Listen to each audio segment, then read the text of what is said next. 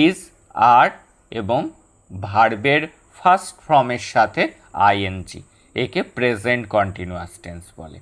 যেমন আয়ের সাথে অ্যাম বসে, আমি যাচ্ছি, আই অ্যাম গোয়িং।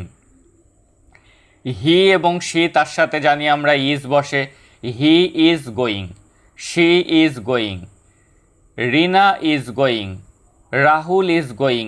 একজন ব্যক্তির নাম বা হি বা শি থাকলে ইজ এবং ভার্বের সাথে আইএনজি হয়। কিন্তু অনেক লোক থাকলে they are going, we are going. অর্থাৎ বুঝলে যে প্রেজেন্ট কন্টিনিউয়াস টেন্স কি? প্রেজেন্ট কন্টিনিউয়াস টেন্স হলো অ্যাম, ইজ, আর এবং ভার্বের সাথে আইএনজি। এবার দেখো কি লেখা আছে, রিনা স্টাডি ইংলিশ। তাহলে আমরা কি লিখব? রিনা লেখা আছে সাবজেক্ট, আমরা লিখব রিনা একজন, তাই লিখলাম ইজ, রিনা ইজ। এইবার স্টাডির সাথে আইএনজি যোগ করে দেব, S T U D Y, তার সাথে কিন্তু আমরা লিখলাম আইএনজি, স্টাডিং।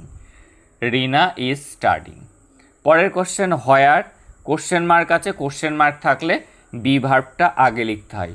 ইউ মিট লেখা আছে, বি ভার্ব হলো ইউ এর সাথে বসে ইউ আর, কিন্তু কোশ্চেন মার্কে আরটাকে আমাদের আগে লিখতে হবে, হোয়ার আর। এইবার লিখলাম ইউ, এখানে মিট ভার্ব আছে, তার সাথে আমরা আইএনজি লিখব, M double E T ING. Where are you meeting Ravi next week. They play football লেখা আছে, প্রেজেন্ট কন্টিনিউয়াস করতে গেলে দের সাথে আর বসে, আর প্লের সাথে আমাদের কি করতে হবে? আইএনজি যোগ করতে হবে, দে আর প্লেয়িং ফুটবল। দেখো পরের কোশ্চেনটি, শি ব্র্যাকেটে আছে ইট রাইস ফর লাঞ্চ, শির সাথে ইজ হয়, শি ইজ, ই এ টি লেখা আছে, তার সাথে আইএনজি যোগ করলাম, eating rice for lunch. Barun go লেখা আছে to school right now, Barun একজন, তাই ইজ হলো, গোর সাথে আমরা যোগ করে দেবো আইএনজি, গোয়িং।